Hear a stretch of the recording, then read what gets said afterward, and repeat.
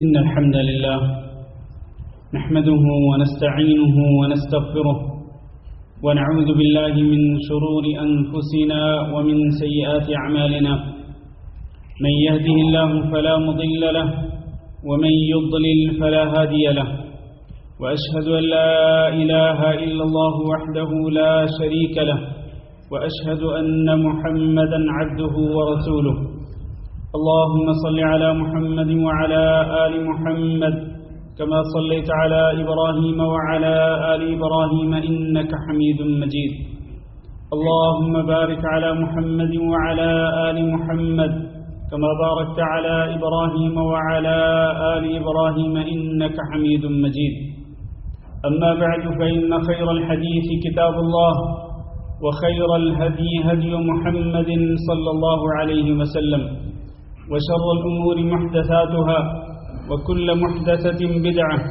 وكل بدعة ضلالة وكل ضلالة في النار أعوذ بالله من الشيطان الرجيم يا أيها الذين آمنوا اتقوا الله حق تقاته ولا تموتن إلا وأنتم مسلمون يا أيها الناس اتقوا ربكم الذي خلقكم من نفس واحدة وخلق منها زوجها وبث منهما رجالا كثيرا ونساء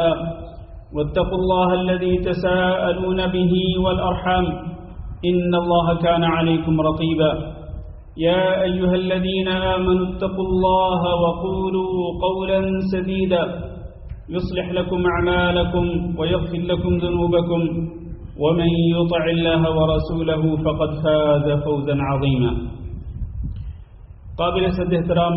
بزرگوں، دوستوں اور بھائیوں، آج کے خطبہ جمعہ میں ہم اسلام کے 5ویں رکن کے بارے میں گفتگو کریں گے، اور وہ ہے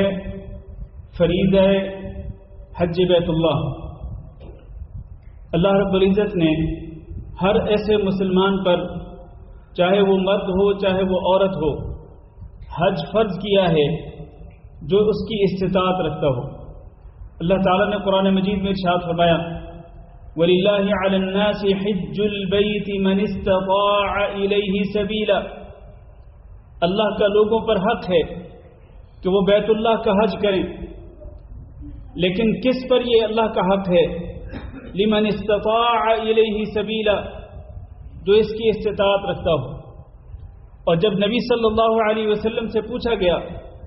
کہ استطاعت سے مراد کیا ہے، تو نبی صلی اللہ علیہ وسلم نے فرمایا الزاد والراحلہ، جو بندہ اس بات کی استطاعت رکھتا ہو کہ گھر سے لے کر گھر واپس آنے تک جتنا خرچہ اسے چاہیے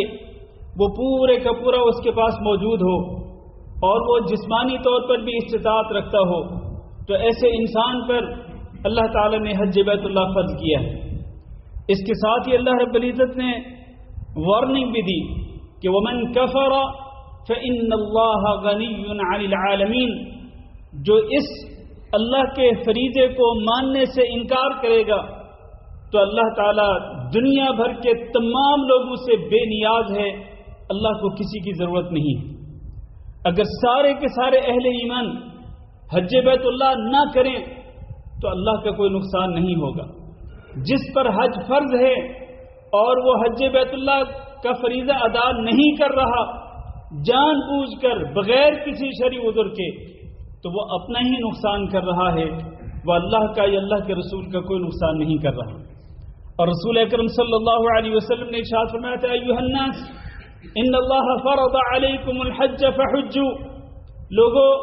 اللہ تعالیٰ نے تم پہ حج فرض کیا ہے لہذا تم حج کا فریضہ ادا کرو۔ ایک شخص نے پوچھا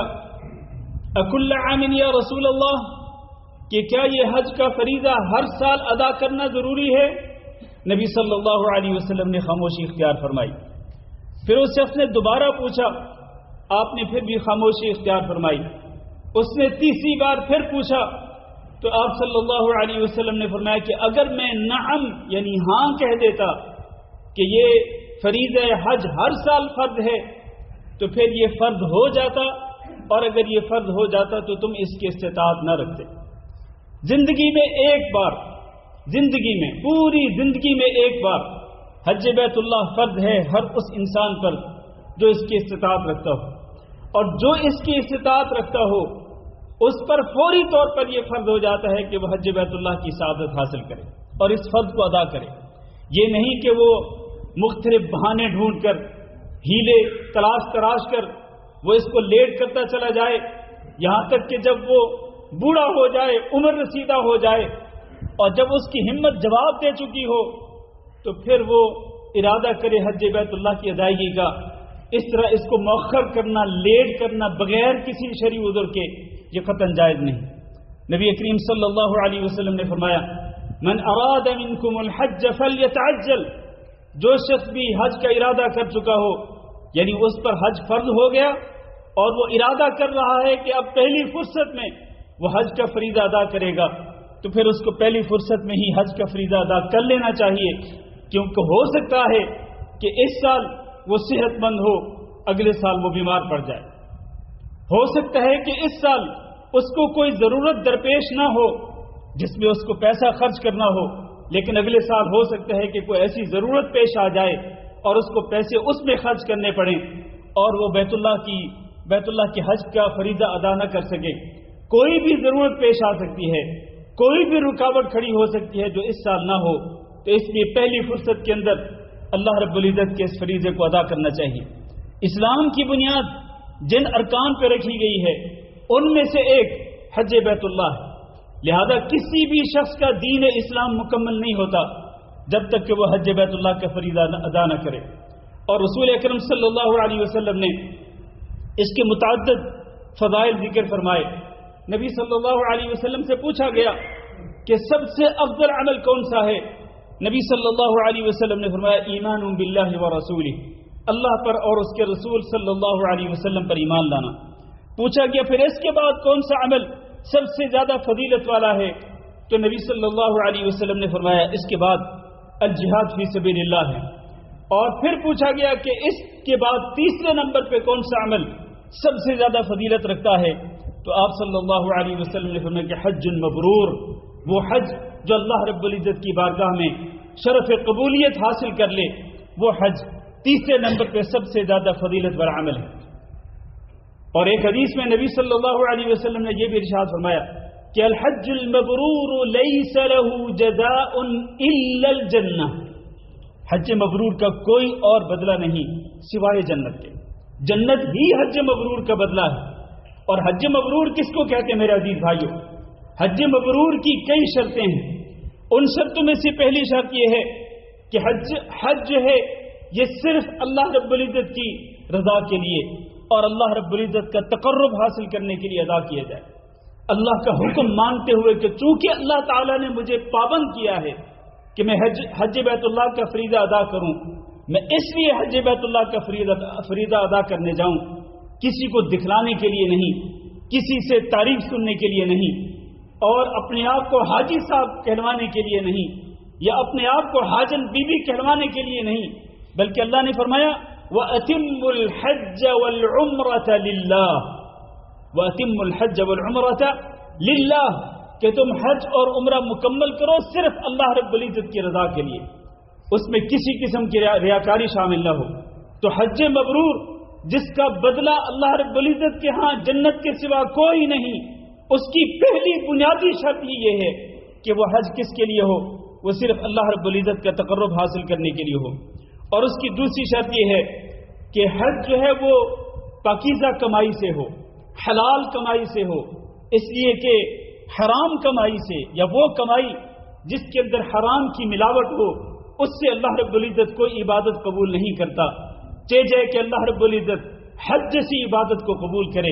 یہ ممکن نہیں ہے۔ نبی کریم صلی اللہ علیہ وسلم نے ارشاد فرمایا کہ ایک بندہ لمبا سفر کر کے وہاں پر پہنچتا ہے اور وہ غبار آلود ہوتا ہے، اس کے بال پراگندہ ہو چکے ہوتے ہیں، اور وہ میدان عرفات میں یا رب کہہ کر پکار رہا ہوتا ہے، اللہ تعالیٰ سے دعائیں مانگ رہا ہوتا ہے، جبکہ اس کی حالت یہ ہے کہ مطعمہ حرام ومشربہ حرام وملبسہ حرام، اس کا کھانا بھی حرام کا، پینا بھی حرام کا، لباس بھی حرام کا، یعنی حرام کمائی سے کھاتا پیتا رہا، حرام کمائی سے وہ لباس پہنتا رہا۔ فأنا يستجاب لذلك، اس کی دعا کیسے قبول ہو سکتی ہے؟ باوجود اس کے کہ یہ ایک مسافر ہے اور مسافر کی دعا اللہ تعالیٰ رد نہیں کرتا، باوجود اس کے کہ یہ پراگندہ حالت میں ہے، درویشانہ حالت کے اندر ہے، اللہ تعالیٰ اس حالت کو بھی پسند کرتا ہے، باوجود اس کے کہ یہ اس حالت کے اندر صرف بیت اللہ تک نہیں بلکہ یہ میدان عرفات تک بھی جا پہنچا اور یہ یا رب کہہ کر پکار رہا ہے، جبکہ اللہ تعالیٰ جو اس کو پکارتا ہے یا رب کہہ کر، اللہ اس کی دعا کو نہیں ٹھکراتا۔ لیکن اس بدبخت انسان کی اس مشقت کے باوجود، لمبے سفر کے باوجود، اسباب قبولیت اختیار کرنے کے باوجود اللہ اس کی دعاؤں کو قبول نہیں کرتا۔ اس کی وجہ کیا ہے؟ وجہ یہ ہے کہ اس کا کھانا پینا حرام کا اور اس کا لباس حرام کا۔ اس لیے یہ دوسری شرط ہے حج مبرور کی، اور اس کی تیسری شرط یہ ہے کہ حج کے دوران ہر قسم کے جھگڑے سے انسان پرہیز کرے اور ہر قسم کی نافرمانی اور ہر قسم کے گناہ سے انسان پرہیز کرے۔ اللہ نے فرمایا الحج اشہر معلومات فمن فرض فیہن الحج فلا رفث ولا فسوق ولا جدال فی الحج۔ حج کے دوران ان تینوں کاموں سے بچنا ہوگا۔ لا رفث، کسی قسم کی بے حیائی نہیں ہونی چاہیے، ولا جدال، لا رفث ولا فسوق۔ فسوق سے مراد کیا ہے؟ فسوق سے مراد یہ ہے کہ انسان اللہ کی اطاعت کے دائرے سے باہر نکل جائے، اللہ کے رسول صلی اللہ علیہ وسلم کی فرمانبرداری کے دائرے سے انسان خارج ہو جائے، یعنی اللہ اور اللہ کے رسول کی اطاعت اور فرمانبرداری کو چھوڑ کر انسان اللہ اور اللہ کے رسول کی نافرمانی کرنے پہ تل جائے۔ لا فسوق، حج کے اندر کم از کم یہ بات قابل قبول نہیں ہے، اللہ اور اللہ کے رسول کی فرمانبرداری کرتے ہوئے حج کرنا ہوگا۔ اور ولا جدال فی الحج، حج کے اندر کوئی جھگڑا بھی نہیں چلے گا۔ تین چیزیں جو ہیں ان سے پرہیز کرے گا انسان تو پھر اس کا حج جو ہے وہ حج مبرور بنے گا۔ اور چوتھی شرط اس کی یہ ہے کہ انسان حج بیت اللہ کس طرح کرے؟ اس طرح جیسا کہ نبی صلی اللہ علیہ وسلم نے حج کیا۔ اللہ کے رسول صلی اللہ علیہ وسلم نے پوری زندگی کے اندر ایک ہی مرتبہ حج کیا، اور وہ بالکل آخری سال کے اندر اس کے تقریباً 2.5 مہینے بعد یا 3 مہینے بعد آپ صلی اللہ علیہ وسلم پر موت آ گئی، آپ صلی اللہ علیہ وسلم کے انتقال ہو گیا، تو بالکل زندگی کے آخری میں ایک ہی مرتبہ حج کیا، اور آپ نے فرمایا لِتَأْخُذُوا عَنِّي مَنَاسِكَكُمْ فَإِنِّي لَا أَدْرِي لَعَلِّي لَا أَلْقَاكُمْ بَعْدَ عَامِي هَذَا، کہ تم مجھ سے حج کے حکام سیکھ لو، اس لیے کہ مجھے نہیں پتا، ہو سکتا ہے کہ اگلے سال میری تم سے ملاقات نہ ہو سکے۔ تو نبی صلی اللہ علیہ وسلم نے اپنے حج کو معیار قرار دیا، جیسا کہ نماز کو معیار قرار دیا کہ نماز اس طرح پڑھو جس طرح مجھے پڑھتے ہوئے دیکھتے ہو، اسی طرح حج بھی اسی طرح سے کرنا ہوگا جس طرح نبی صلی اللہ علیہ وسلم نے حج کیا۔ آج لوگ حج بیت اللہ کے لیے جاتے ہیں، لیکن وہ ایک مخصوص مسلک کی اتباع کرتے ہوئے، مخصوص مسلک اور مخصوص نظریے کو فالو کرتے ہوئے وہ میدان عرفات میں پہنچ کر بھی وہ رسول اکرم صلی اللہ علیہ وسلم کی احادیث مبارکہ کی وہ صریحاً خلاف ورزی کر رہے ہوتے، جبکہ ادھر نبی صلی اللہ علیہ وسلم کا فرمان کیا ہے؟ لِتَأْخُذُوا عَنِّي مَنَاسِكَكُمْ، مجھ سے حج کے حکام سیکھو۔ تو میرے بھائیوں، یہ چند ایک بنیادی شرطیں ہیں حج مبرور کی۔ الحج المبرور لیس لہ جزاء الا الجنہ، حج مبرور کا بدلہ کوئی نہیں سوائے جنت کے۔ میرے بھائیوں، صرف یہی بدلہ ہو اور کوئی بدلہ نہ ہو حج مبرور کا، تو میرے بھائیوں اس سے بہتر بدلہ کیا ہو سکتا ہے کہ اللہ تعالی حج مبرور کے بدلے انسان کو جنت کی نعمت اور جنت کی کامیابی انسان کو عطا فرما دے۔ اللہ تعالیٰ سے دعا کرتے ہیں کہ اللہ ہم سب کو حج مبرور کی سعادت بار بار حاصل کرنے کی توفیق دے۔ نبی کریم صلی اللہ علیہ وسلم نے ارشاد فرمایا من حج للہ فلم یرفث ولم یفسق رجع کیوم ولدته امہ، جو اللہ کے لیے حج کرتا ہے اور حج کے دوران وہ ہر قسم کی بےہودگی سے اجتناب کرتا ہے اور اسی طرح ہر قسم کی نافرمانی سے یعنی تمام گناہوں سے اجتناب اور پرہیز کرتا ہے، وہ اس طرح گناہوں سے پاک ہو کر واپس لوٹتا ہے کہ جس طرح وہ ابھی اپنی ماں کے پیٹ سے پیدا ہوا۔ یہ بھی ایک بہت بڑی سعادت ہے اور بہت بڑی فضیلت ہے حج بیت اللہ کی کہ انسان گناہوں سے پاک ہو جاتا ہے۔ حضرت عمرو بن عاص رضی اللہ تعالیٰ عنہ نے جب یہ نبی کریم صلی اللہ علیہ وسلم کی بیعت کرتے وقت شرط لگائی تھی کہ اللہ کے رسول میں تب آپ کی بیعت کروں گا کہ اللہ تعالیٰ میرے تمام پچھلے گناہوں کو معاف کر دے، تو رسول اکرم صلی اللہ علیہ وسلم نے فرمایا تھا اما علمت ان الاسلام يهدم ما كان قبله، کیا تمہیں معلوم نہیں کہ اسلام اس سے پہلے ہونے والے تمام گناہوں کو مٹا دیتا ہے، وان الهجرة تهدم ما كان قبلها، اور اللہ کے راستے میں اگر ہجرت کریں تو وہ ہجرت بھی پچھلے تمام گناہوں کو مٹا دیتی ہے، وان الحج يهدم ما كان قبله، اور حج بھی اس سے پہلے جتنے گناہ ہوتے ہیں وہ حج تمام گناہوں کو مٹا دیتا ہے اور تمام گناہوں کی معافی کا کفارہ اور ذریعہ بن جاتا ہے۔ یہ بہت بڑی سعادت ہے اور بہت بڑی فضیلت ہے کہ انسان کو اللہ رب العزت اس کے گناہوں کو معاف کر دیتا ہے، مٹا دیتا ہے حج بیت اللہ کے بدلے میں۔ اور آخری بات یہ ہے کہ نبی کریم صلی اللہ علیہ وسلم نے ارشاد فرمایا کہ الحجاج والمعتمرون وفد اللہ، کہ یہ جو حجاج ہوتے ہیں نا، اور اسی طرح عمرہ کرنے والے لوگ، حج بیت اللہ کے لیے جانے والے لوگ اور عمرہ کی سعادت حاصل کرنے کے لیے جو لوگ جاتے ہیں، وفد اللہ، یہ اللہ کے مہمان ہوتے ہیں، یہ اللہ کے مہمان ہوتے ہیں کہ اللہ نے ان کو پکارا، ان کو بلایا تو یہ چلے آئے۔ اب یہ جو کچھ بھی اللہ تعالیٰ سے مانگیں گے اللہ رب العزت ان کو عطا فرمائے گا۔ اللہ تعالیٰ سے دعا کرتے ہیں کہ اس سال جو حجاج بیت اللہ کی حج کی سعادت حاصل کرنے کے لیے جا رہے ہیں، اللہ ان کے لیے یہ سفر آسان فرمائے اور انہیں حج مبرور کی سعادت نصیب فرمائے۔ اللہ تعالی ہمیں بھی یہ سعادتیں بار بار حاصل کرنے کی توفیق دے۔ استغفر اللہ لی ولکم ولسائر المسلمین فاستغفروہ انہ هو الغفور الرحیم۔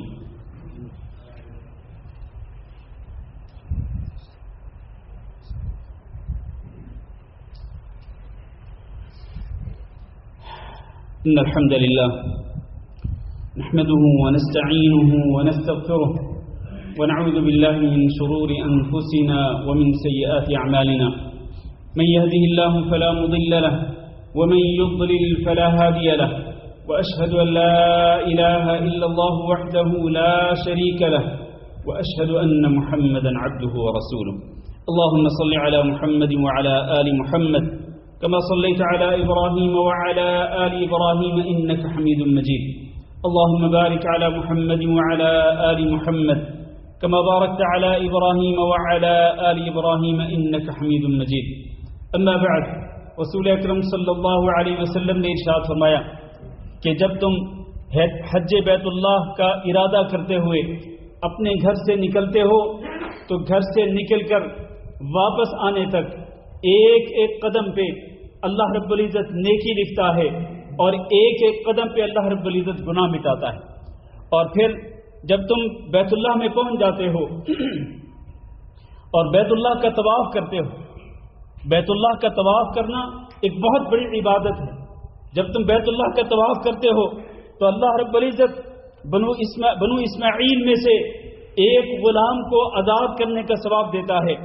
اور پھر جب تم صفا مروہ کی سعی کرتے ہو، صفا مروہ کی سعی کرتے ہو، جو بظاہر ایک مشقت والا کام ہے، لیکن اس کی فضیلت آپ دیکھیں، نبی کریم صلی اللہ علیہ وسلم نے فرمایا جو شخص بھی حج بیت اللہ میں، یہ جو شخص بھی عمرہ کرتے ہوئے صفا مروہ کے درمیان سعی کرتا ہے، 7 چکر لگاتا ہے، اس کو 70 غلام آزاد کرنے کا ثواب ملتا ہے۔ اور پھر نبی صلی اللہ علیہ وسلم نے فرمایا کہ جب تم وقوف عرفہ کے لیے، جو کہ حج کا سب سے بڑا رکن ہے، تم وقوف عرفہ کے لیے میدان عرفات میں پہنچتے ہو تو اللہ رب العزت آسمان دنیا پہ آ کے ان اہل عرفات پہ فخر کرتے ہوئے کہتا ہے فرشتوں کے سامنے کہ دیکھو میرے یہ بندے غبار آلود ہو کر اور پراگندہ حالت میں آج یہاں میدان عرفات میں موجود ہیں، اور یہ دنیا کے ہر کنارے سے، دنیا کے ہر کونے سے چل کے میرے اس گھر تک پہنچے ہیں، میدان عرفات تک پہنچے ہیں، اور یہ میری رحمت کے امیدوار ہیں۔ پھر اللہ تعالیٰ کی طرف سے اعلان ہوتا ہے کہ اے اہل عرفات، اگر تمہارے اوپر ریت کے تہ در تہ ریت کے ذرات کے برابر تمہارے اوپر گناہ ہوں، یا بارش کے قطروں کی مانند تمہارے اوپر گناہ ہوں، یا پھر دنیا کے ایام کے برابر تمہارے اوپر گناہ ہوں، تو اللہ تعالیٰ فرماتے ہیں میں نے تمہارے گناہوں کو معاف کر دیا۔ یہ بہت بڑی فضیلت۔ پھر اس کے بعد اللہ تعالیٰ کی طرف سے اعلان ہوتا ہے کہ افیضوا عبادی مغفورا لکم ولمن شفعتم لہ، کہ میرے بندو اب تم عرفات سے مزدلفہ کی طرف چلے جاؤ، میں نے تمہارے گناہوں کو بھی معاف کر دیا، اور جن کے لیے تم نے دعا کی میں نے ان کے گناہوں کو بھی معاف کر دیا۔ اس کے بعد حجاج کرام جب 10 ذی الحج کو رمی جمرہ کے لیے جمرہ عقبہ کے پاس آتے ہیں اور اسی طرح پھر 11 اور 12 کو تینوں جمرات کو کنکریاں مارتے ہیں، تو ہر کنکری کے بدلے میں اللہ رب العزت انسان کے ایک کبیرہ گناہوں کو معاف کر دیتا ہے، اور اس کے بعد پھر جب وہ قربانی کرتا ہے اس کا اجر اس کے لیے ذخیرہ کر دیا جاتا ہے، اور پھر جب وہ اپنا سر مڑواتا ہے تو ہر بال کے بدلے میں اس کو نیکی ملتی ہے، ایک نیکی اس کے بدلے میں لکھی جاتی ہے اور ایک ایک گناہ اس کا مٹا دیا جاتا ہے۔ اس کے بعد جب وہ طواف کرتا ہے، طواف افاضہ جو کہ حج کا رکن ہے وہ ادا کرتا ہے، تو اس کے بعد وہ اس طرح گناہوں سے بالکل پاک ہو جاتا ہے جیسے کہ ابھی ابھی وہ ماں کے پیٹ سے گناہوں سے پاک ہو کر پیدا ہوا۔ اس کے بعد فرشتے اس کے کندھوں پہ ہاتھ رکھ کے کہتے ہیں کہ جا بندے، اللہ تعالیٰ نے پچھلے سارے گناہ تیرے معاف کر دیے، اب جا اگلی زندگی کے لیے جا کے عمل کر۔ میرے بھائیوں، ہم اللہ تعالیٰ سے دعا کرتے ہیں کہ اللہ اپنے فضل و کرم سے ہمیں یہ سعادتیں بار بار حاصل کرنے کی توفیق دے۔ نبی کریم صلی اللہ علیہ وسلم کے ارشاد گرامی ہے، ادیم الحج والعمرہ، تم حج و عمرہ ہمیشہ کرتے رہو، یہ نہیں کہ تم نے ایک بار کر لیا تو اس کے بعد پھر بریک لگا دو، پھر دنیا کے اندر اپنا پیسہ خرچ کرو، نہیں، اگر اللہ تعالیٰ موقع دیتا ہے، استطاعت دیتا ہے، تابعوا بین الحج والعمرہ، ریگولر لگاتار تم حج اور عمرہ کرتے رہو، اس لیے کہ حج اور عمرہ یہ وہ دو اعمال ہیں کہ اللہ رب العزت ان کے ذریعے گناہوں کو بھی مٹاتا ہے اور اللہ تعالیٰ فقر اور غربت کو بھی ایسے مٹا دیتا ہے جیسے کہ لوہار کی بھٹی سونے کے زنگ کو ختم کر دیتی ہے یا لوہے کے زنگ کو مٹا دیتی ہے، اسی طرح یہ حج و عمرہ انسان کے گناہوں کو مٹا دیتے ہیں۔ اللہ تعالیٰ ہم سب کو یہ سعادت بار بار نصیب فرمائے۔ اللهم اغفر لنا وللمؤمنين والمؤمنات وللمسلمين والمسلمات الأحياء منهم والأموات. اللهم إنا نسألك العفو والعافية والمعافاة الدائمة في الدنيا والآخرة. اللهم إنا نسألك رضاك والجنة ونعوذ بك من سخطك والنار. اللهم فرج هم المهمومين ونفس كرب المكروبين واقض الدين عن المدينين واشف مرضانا ومرضى المسلمين. اللهم آمنا في أوطاننا واجعل هذا البلد آمنا مطمئنا وسائر بلاد المسلمين. عباد الله، إن الله يأمر بالعدل والإحسان وإيتاء ذي القربى وينهى عن الفحشاء والمنكر والبغي يعظكم لعلكم تذكرون. سبحان ربك رب العزة عما يصفون وسلام على المرسلين والحمد لله رب العالمين.